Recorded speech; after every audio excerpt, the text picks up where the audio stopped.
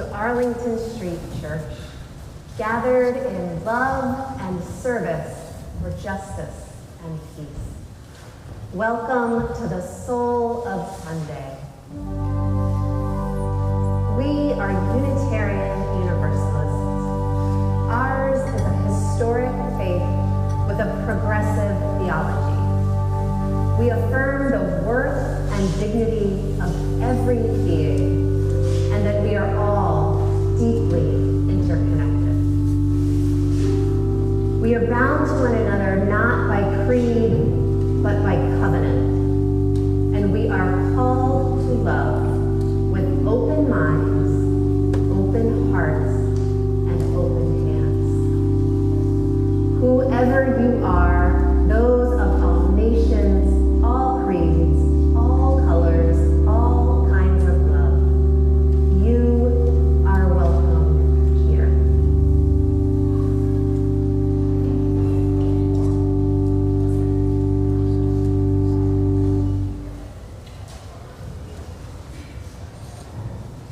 As we gather here at Arlington Street Church, we acknowledge that we are on the homeland of the Massachusetts.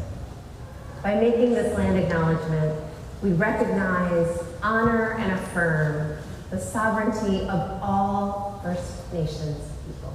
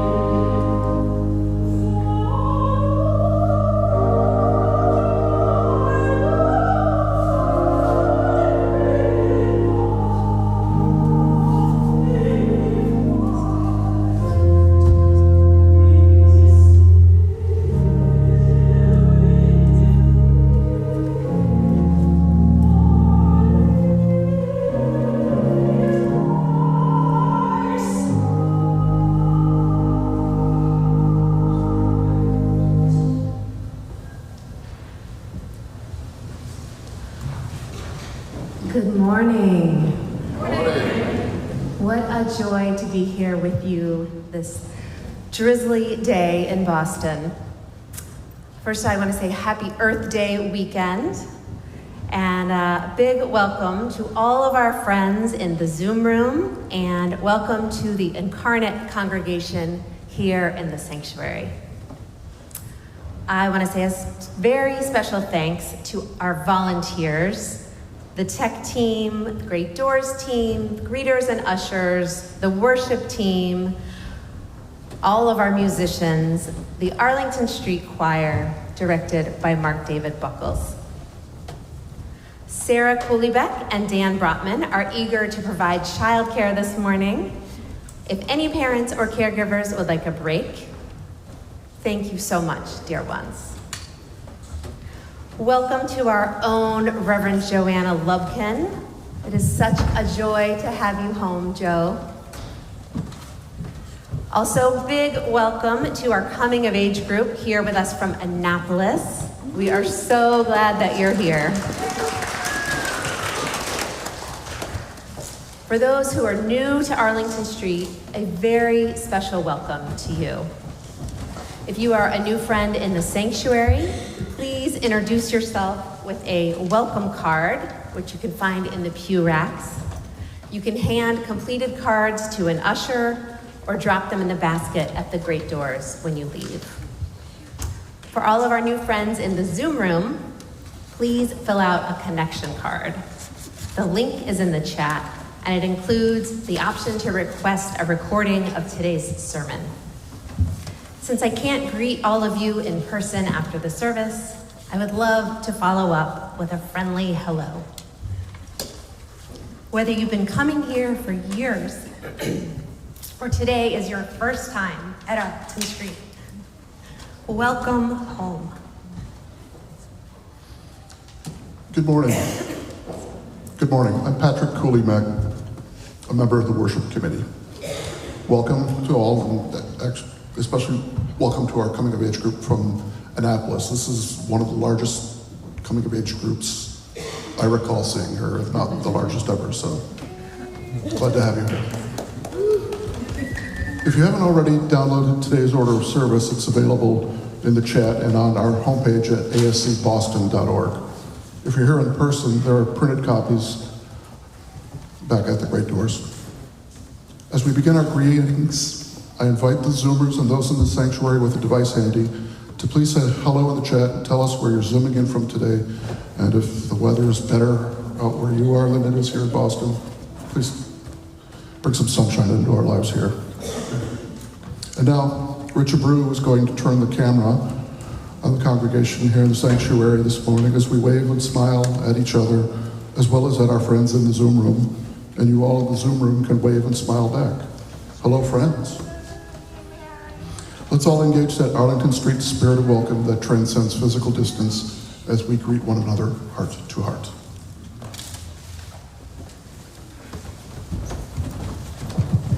Thank you, Patrick.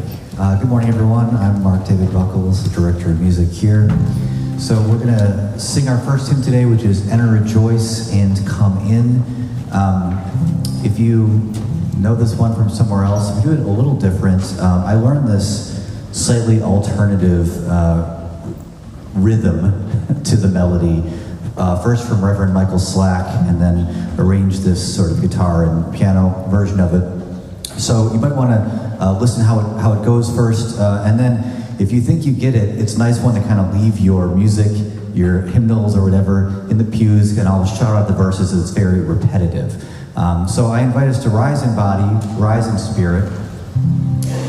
It's number 361, Enter, Rejoice, and Come In. We'll sing it a couple times. Andrew here is going to help me with the melody. Thank you, Beth, for making me not feel so bad that I also am like coughing a little bit with the allergy season. So it's got a few high notes in it. Feel free to sing some harmonies as well. All right, we'll start with the drums. 2, 3. Here we go. Enter, rejoice, and come in. Enter, rejoice, and come in. Today will be a joyful day. Enter, rejoice, and come in. Let's all try that. Enter, rejoice, and come in. Enter, rejoice, and come in. Today will be a joyful day. Enter, rejoice.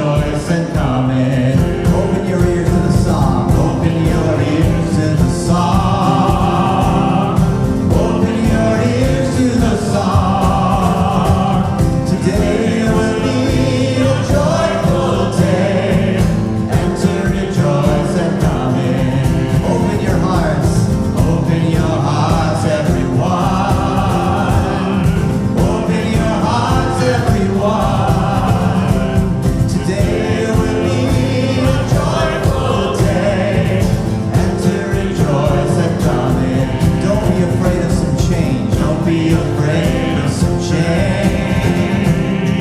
Don't be afraid of some change.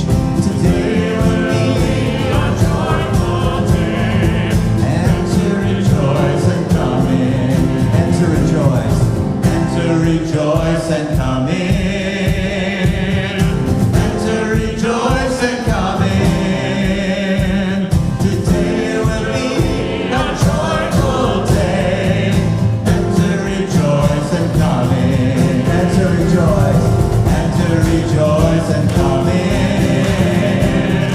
And to rejoice and come in.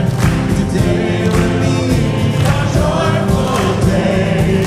And to rejoice and come in. Today will be a joyful day. Today will be a joyful day. One more time. Today will be a joyful day. And to rejoice and come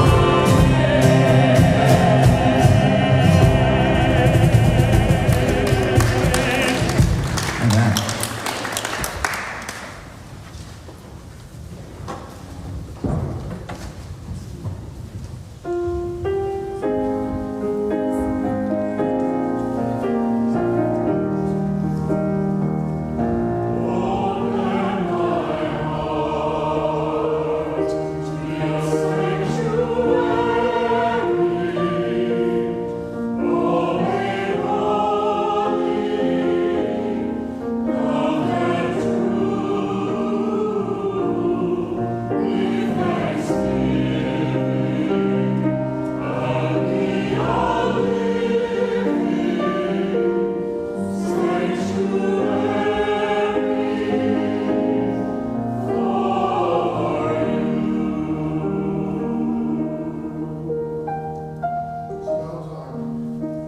It is now time for our treasured ritual of sharing community candles of sorrow and joy. These candles were submitted on our website by the Friday evening deadline. If you didn't submit a candle and have a joy or sorrow to share this morning, please wait until the third candle is lit, the silent candle, and then type your joy or sorrow into the chat. Zoomers are invited to light silent candles at home.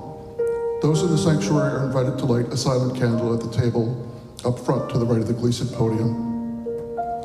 In addition to sharing our sorrows and joys this morning, let's reach out to one another in the week ahead, staying connected. May these times remind us of how very precious our beloved community is. We need one another. Whether together or apart, may we stay very close. And now in the spirit of invocation, let's join in singing Sanctuary. The words are printed in your order of service and in the chat.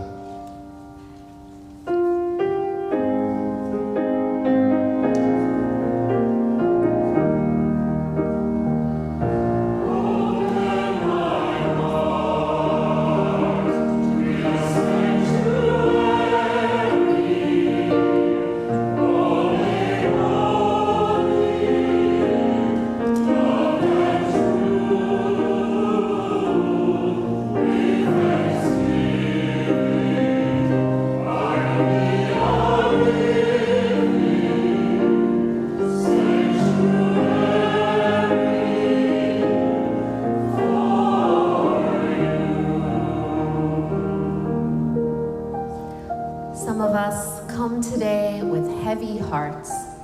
We open our hearts to you. A candle from Karen Garcia. Please pray for my fiance to have an interview date for his visa really soon with no delays, and for the visa bulletin to come current again with the United States Citizenship and Immigration Services. This is important, and I would really appreciate your prayers. A candle of sorrow from Catherine Haynes. 5 years of verbal and emotional abuse in my condo association that has recently escalated and become physical. We ask for prayers of peace and justice in our home. Our final candle is a mixed candle from Terry Bogage. Sending love and concern to my mom Harriet, who is in the hospital. She is incredibly strong and amazing, Please send your love as she navigates this challenge.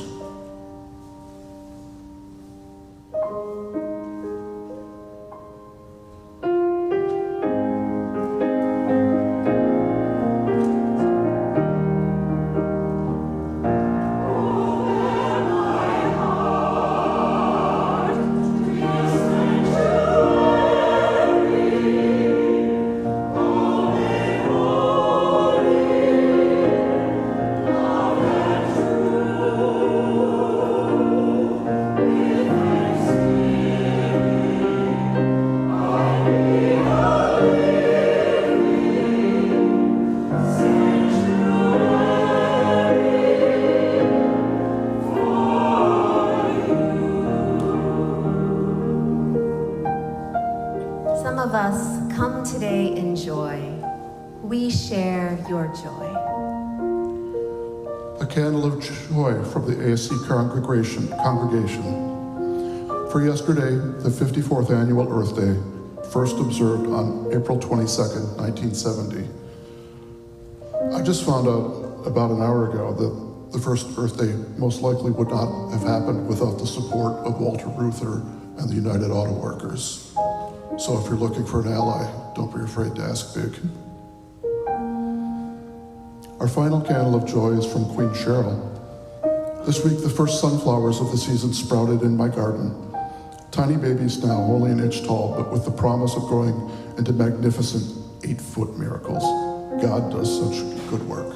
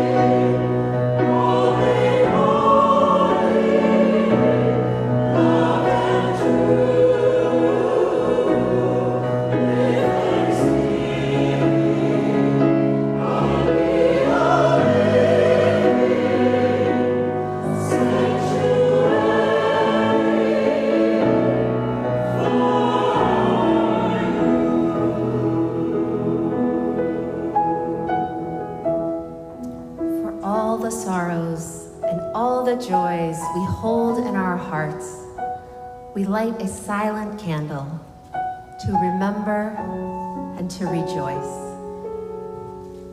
May the peace of this sanctuary enter into our hearts as we share a quiet moment together, breathing our prayers for ourselves, for one another, for our country, and for the world.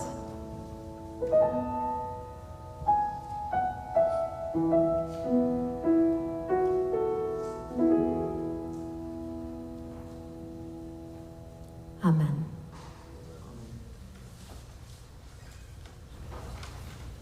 Let's join now in saying together the affirmation and covenant of our beloved spiritual community. The words are printed in your order of service and in the chat. Love is the spirit of this congregation, and service is our gift. This is our great covenant, to dwell together in peace, to speak our truths in love, and to help one another. El amor es el espíritu de nuestra congregación, y el servicio es nuestro regalo. Esto es a lo que nos comprometemos, convivir en paz, hablar nuestras verdades con amor, y ayudarnos los unos a los otros. Our second hymn this morning is hymn 326, Let All the Beauty We Have Known. And the lyrics are by Arlington Street Church's own Reverend Dr. Dana McLean Greeley. The hymn will be led by Beck Sayre.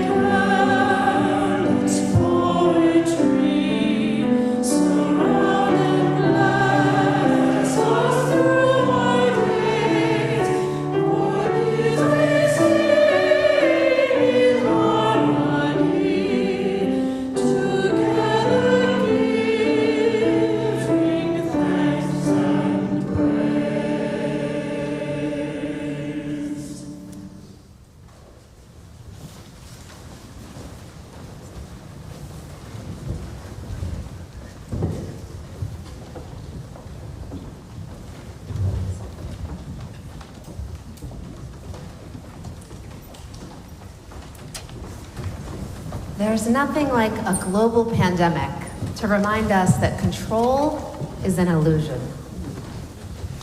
The last 3 years have provided us with ample opportunity to reconsider the schedules and routines that felt like the bedrock of our lives.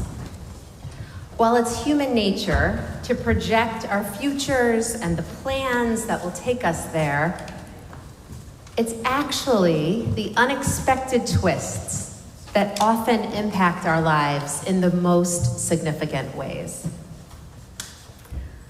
Lately, I've been thinking a lot about how we find opportunities in unplanned events.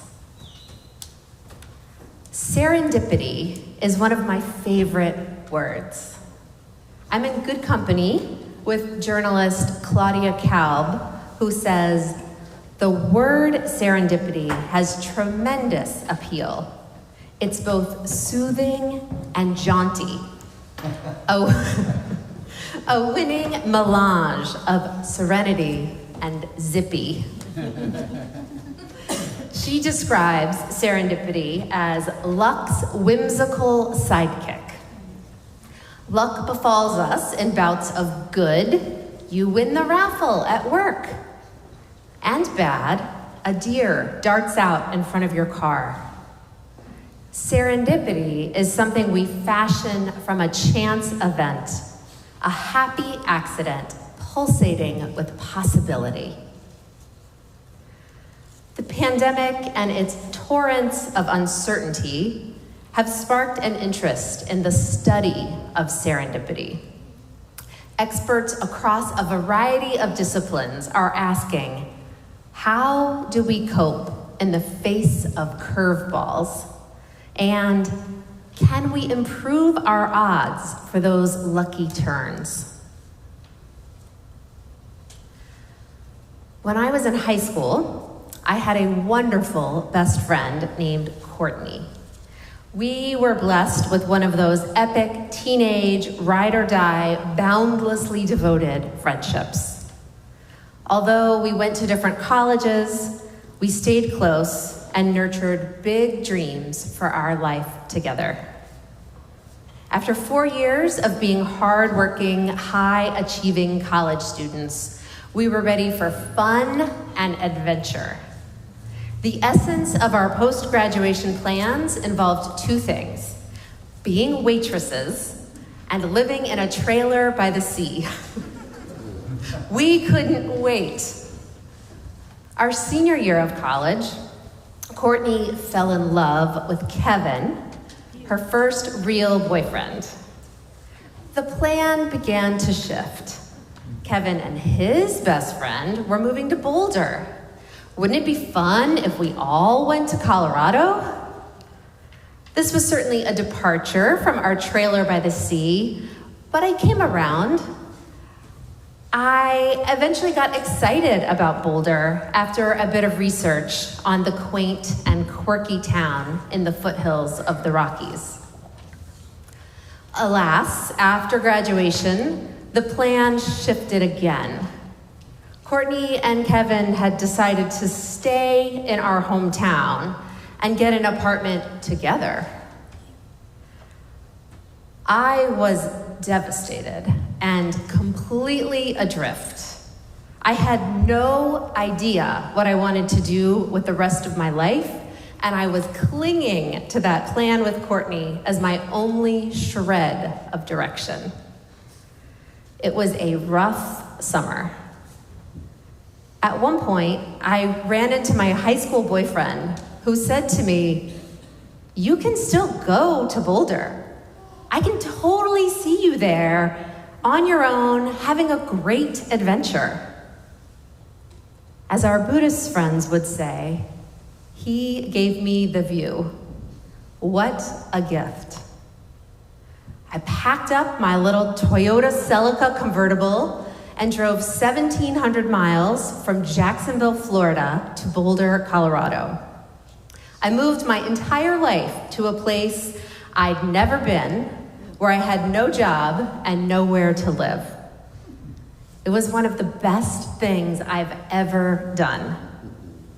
Not knowing a person in town, I was open to meeting anyone and everyone. I chatted up a lot of strangers, one of whom happened to mention that Ruby Tuesday was hiring and wasn't so picky about having previous restaurant experience. There ended up being a lot of great things about that job, but the best was meeting Aaron Vadney. Aaron was a kindred spirit who would become my housemate in Boulder and remains one of my dearest friends to this day. I also served as a volunteer at a day shelter, which led me to connecting with an extraordinary woman named Suzanne Baldwin. I could preach an entire sermon on Suzanne. She was my personal Oprah and a shining embodiment of love and spirit at work in the world. Suzanne was my first spiritual teacher, and she opened up the path that's led to me standing here right now.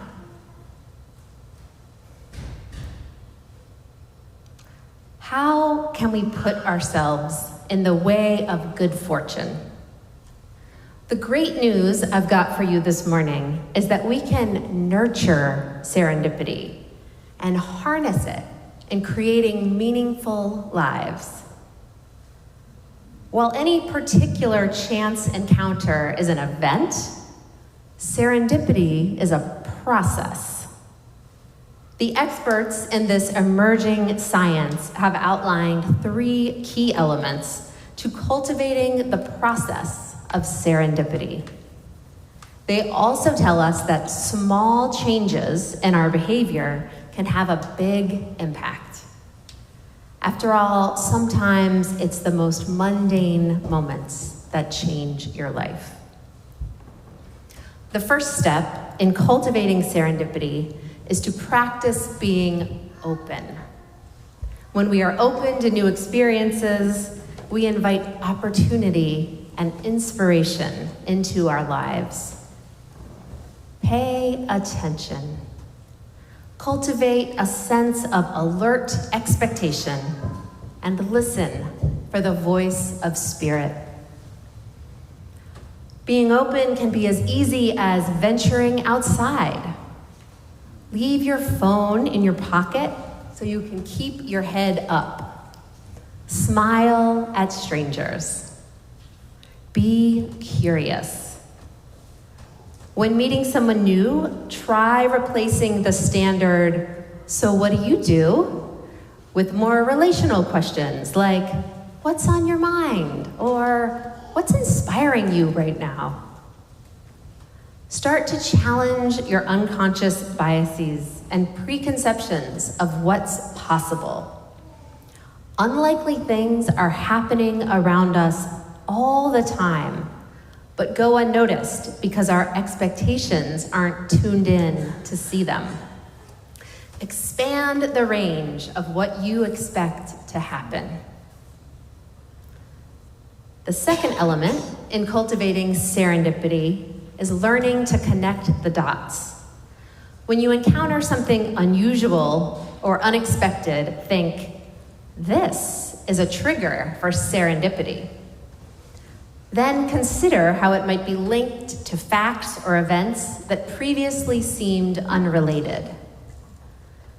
Meaningful coincidences have been described as tiny miracles steering us toward the good life.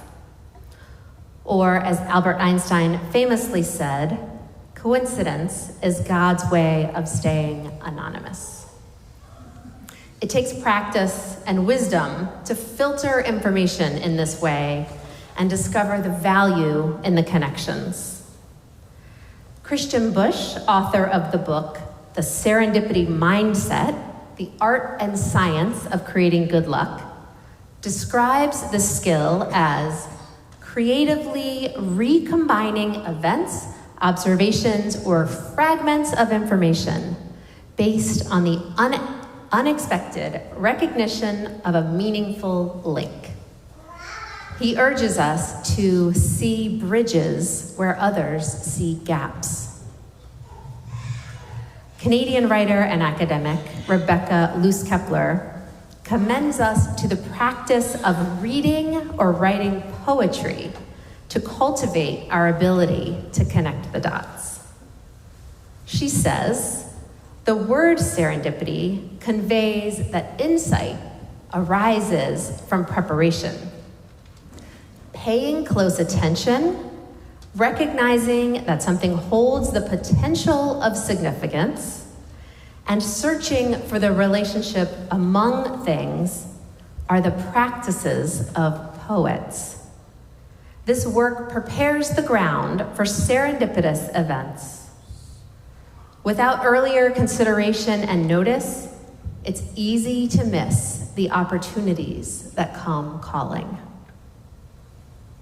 American poet Charles Simic echoes this idea, saying, "In the beginning, poems are like a table on which you place interesting things you found on your walks.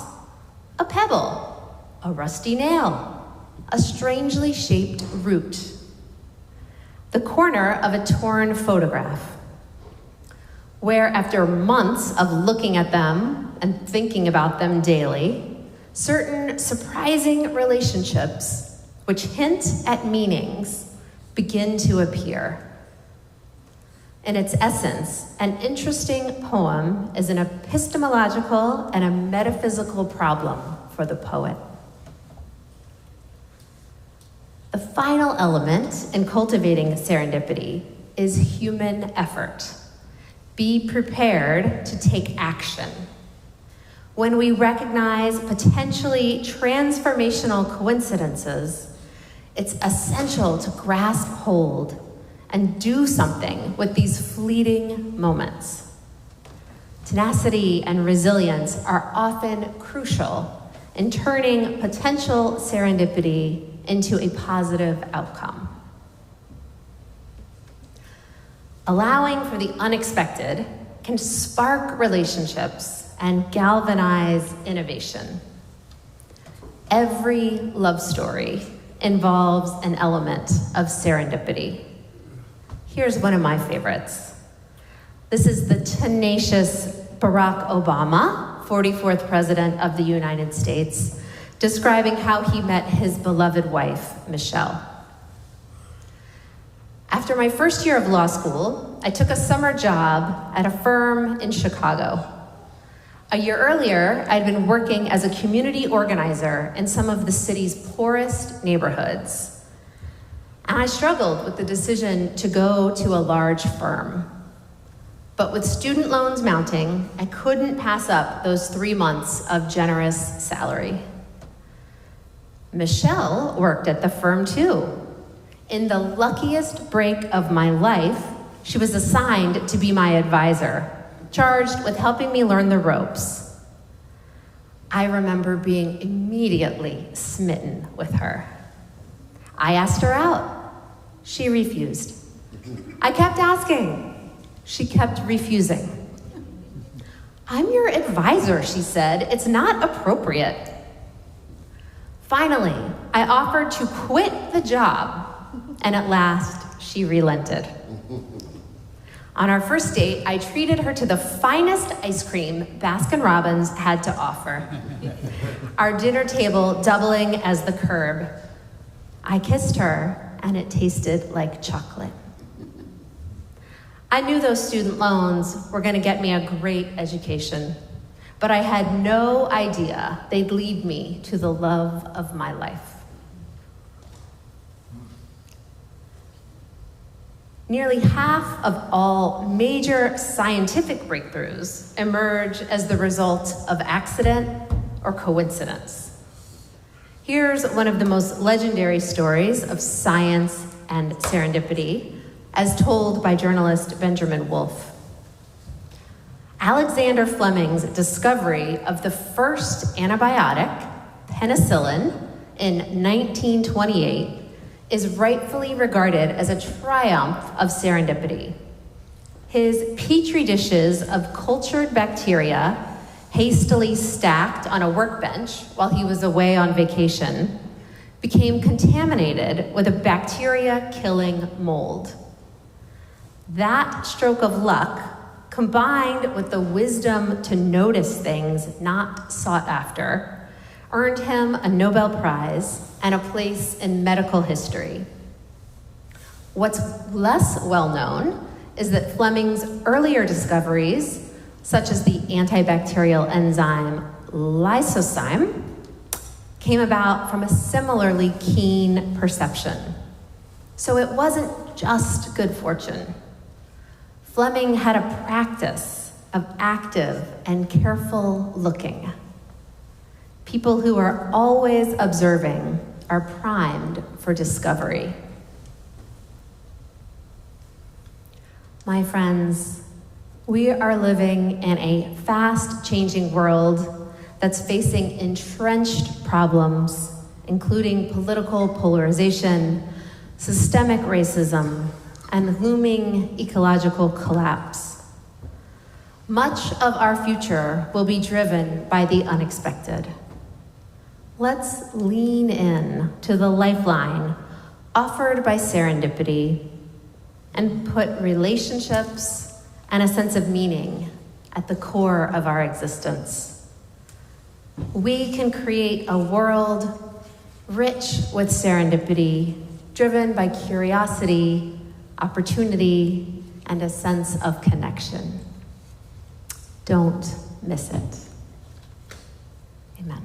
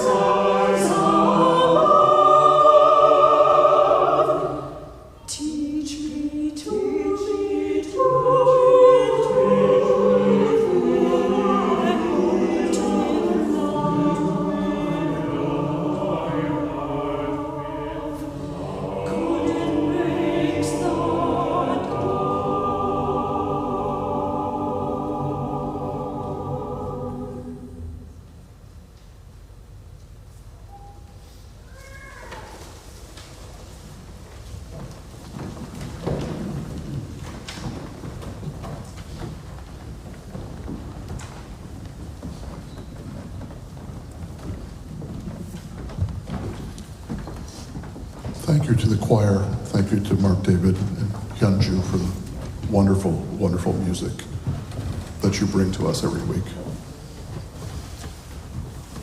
Arlington Street Church is entirely self-sustaining. It's up to us. And our generosity continues to be astounding. Thank you for your commitment to our staff, our building, and our beloved spiritual community. Each Sunday, we share our collection plate with a partner in our mission of love, service, justice, and peace. This month's beneficiaries are the Sisters of Perpetual Indulgence, an international order of queer clown nuns who pledge to promulgate universal joy and eliminate stigmatic guilt.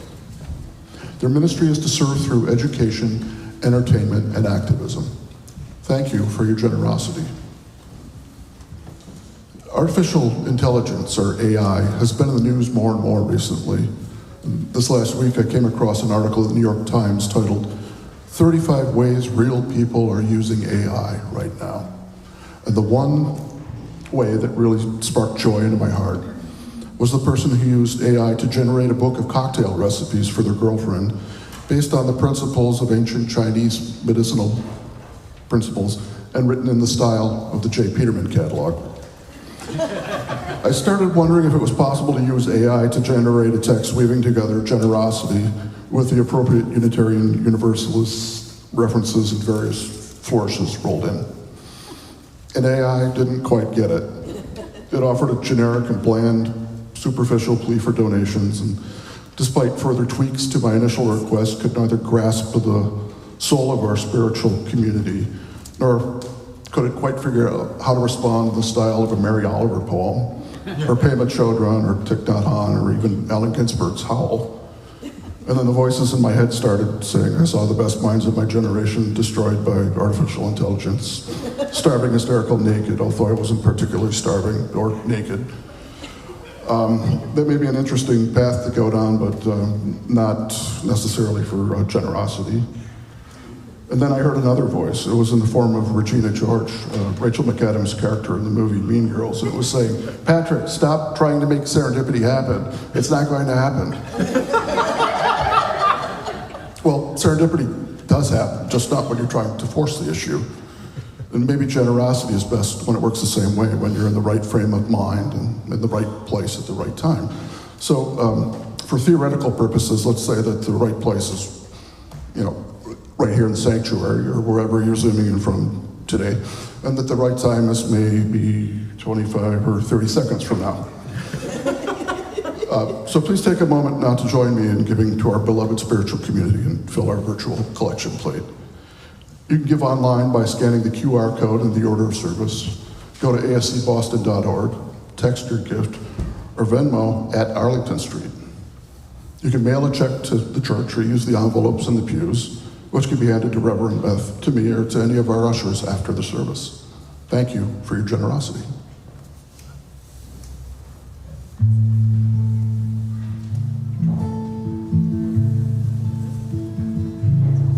Once you stood below a mountain, now you find yourself surprised. This is the sweet spot of your life, 'cause this new view compares to nothing on the hardship of your life. This is the sweet spot of your life. It would seem the ice is melting. It seems you've come in from the cold. This is the sweet spot of your life. And all your streams, they are now fuller than what the river banks can hold. This is the sweet spot of your life. Hold these days like treasures in a jewel box in your heart. This is the sweet spot of your life. For you know well they are most precious. Into an oratory you must carve them. This is the sweet spot of your life. May it only stay a moment when you dive into that blue. This is the sweet spot of your life. 'Cause by the time you reach the surface, it has rearranged you.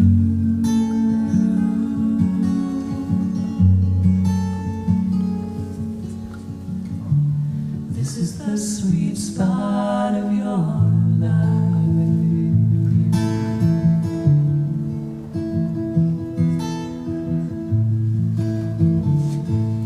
You always wanted something solid, just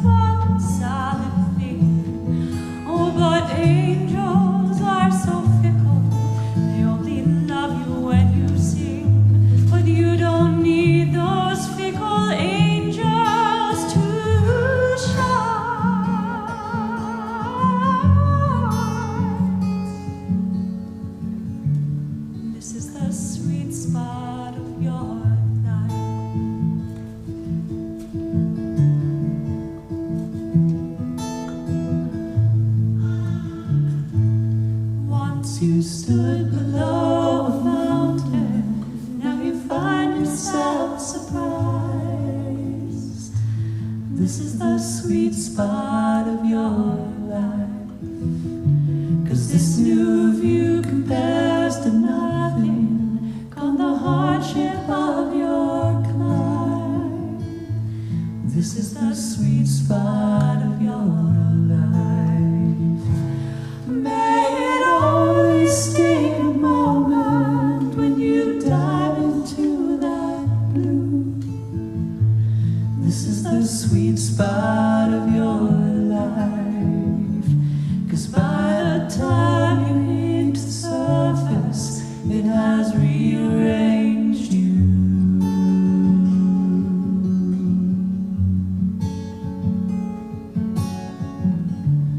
This is the sweet spot. This is the sweet spot. This is the sweet spot of your life. This is the sweet spot. This is the sweet spot. This is the sweet spot of your life.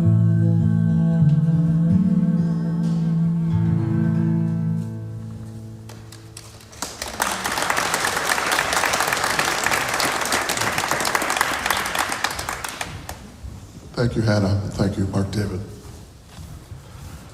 This afternoon at 12:30, just after our service, the nominating committee invites you to a hybrid informational session to learn about opportunities for service in elected positions at Arlington Street and to share information about their work. Join the NomCom downstairs in the Perkins room through the leather door to my left. Your right, my left.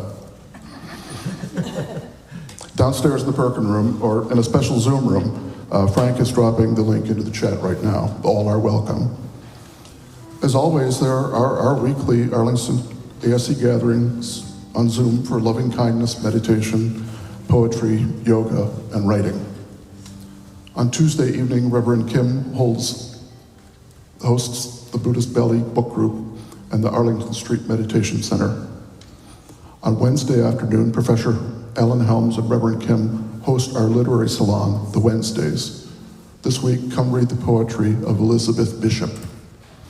And every Wednesday at 4 p.m., Reverend Kim and Reverend Beth host a tea party with a conversation prompt. This week's prompt is, what quality do you most appreciate in a friend? And for those of you in the Boston area who love to sing, come join the choir. Mark David holds rehearsals here at the church on Thursday evenings at 7 p.m. No experience necessary. And now for nun-related news, what a pleasure to give you Barbara Gindhart representing the Nuns and Fun planning team.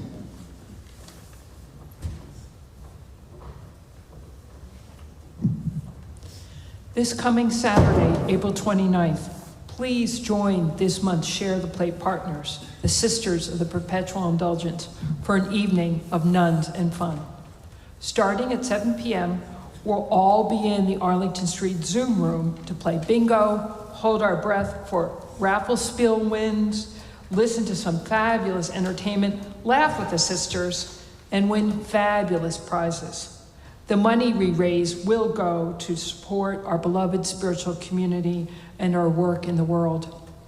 This is the last week to sign up. The link to register is on our homepage at ascboston.org. And Zoomers out there, Frank is dropping the link into the chat right now. If you want paper copies of your bingo cards snail mailed to you, the deadline to register is this Tuesday at noon. If you want your bingo cards emailed to you, the registration deadline is this Saturday at 5 p.m.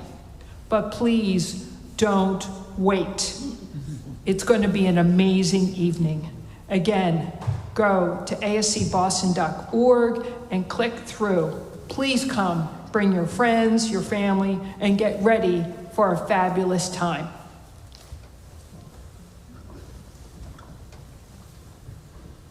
Thank you, Barbara. One more thing. Following the service next Sunday, please plan to stay at Arlington Street for these three things. Our transformation team for racial justice will be hosting a hybrid drop-in meeting.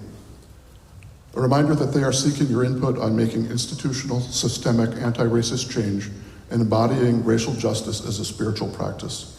You'll find a short survey on our homepage at ascboston.org. There will also be an in-person brunch at Precinct Kitchen hosted by Gaby and George Whitehouse. Gaby, where are you?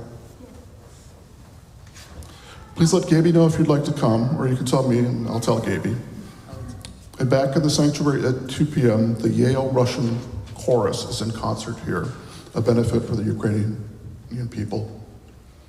Information and Zoom room links for virtual gatherings are at ascboston.org.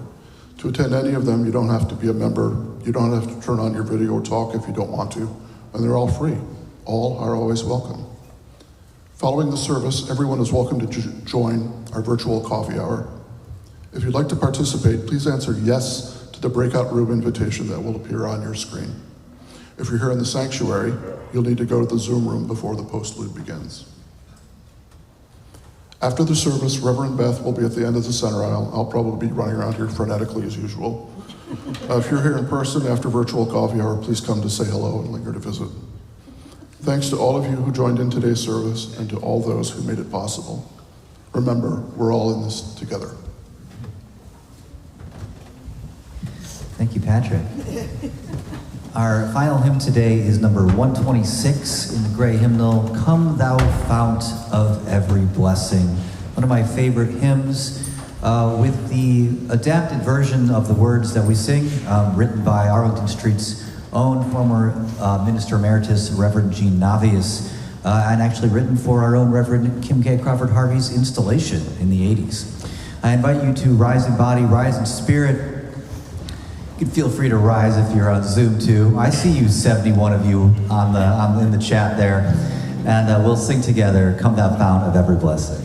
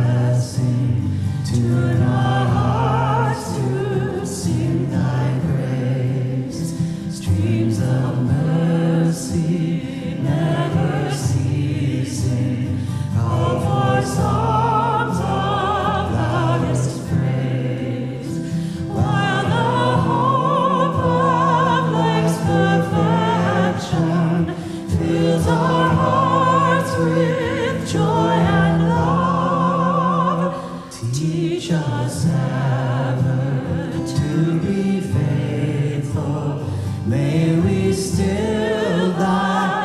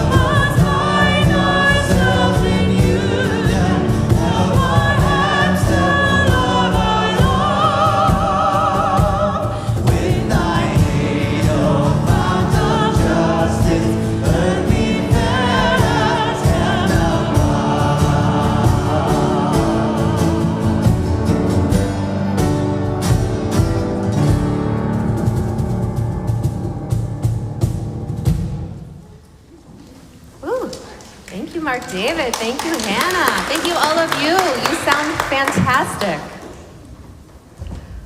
Before our benediction, I invite those of you in the Zoom room to please reach out your hands and touch the sides of your square. And those of you in the sanctuary to please raise your hands, palms out. Let's send loving kindness to the people to your left and to your right. Send loving kindness to the person on either side of you and the people on either side of them. Send out love into this beloved spiritual community and feel it coming back to you. Love is the spirit of this congregation. And now for our benediction, I invite you to put your hands over your heart in namaste. I bow to the divine in you. May we embrace life with the spirit of the poet, paying close attention and staying open to significance. Help us harness the tiny miracles steering us toward the good life. Fill our days with lucky turns and magical moments of good fortune. Bless us with the hope, joy, and possibility that come from cultivating serendipity. Let's keep this faith, beloveds, and pass it on. The service begins when the service ends. Bless your hearts. I love you. Amen.